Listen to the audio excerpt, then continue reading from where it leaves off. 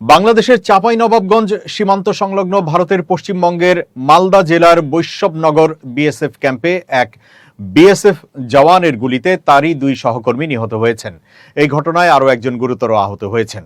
বৃহস্পতিবার 23 জুলাই বিকেলে মালদার বিধাননগরে অবস্থিত বিএসএফ এর 119 ও 71 নম্বর ব্যাটালিয়নের সদর দপ্তরে এই ঘটনা ঘটে। বিএসএফ সূত্র জানায়, অভিযুক্ত জওয়ানের নাম শিবম মিশ্র।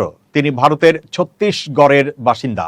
হঠাৎ তিনি সহকর্মীদের লক্ষ্য করে গুলি চালালে ঘটনাস্থলেই দুই জওয়ান নিহত হন এবং একজন গুরুতর আহত হন।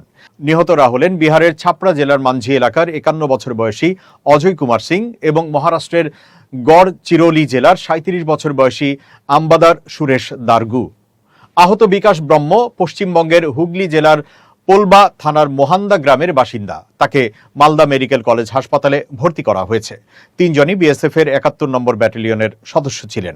পুলিশ জানিয়েছে, নিহত দুই জওয়ানের মরদেহ ময়নাতদন্তের জন্য মালদহ মেডিকেল কলেজ হাসপাতালের মর্গে পাঠানো হয়েছে। তবে কি কারণে ওই জওয়ান সহকর্মীদের উপর গুলি চালিয়েছেন তা এখনো নিশ্চিত হওয়া যায়নি।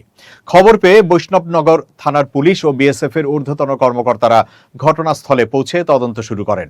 এদিকে বিএসএফ সূত্রের দাবি, প্রায় 1 বছর আগে একই জওয়ান সহকর্মীদের উপর গুলি চালানোর অভিযোগে বাহিনীর অভ্যন্তরীণ আইনে শাস্তি পেয়েছিলেন।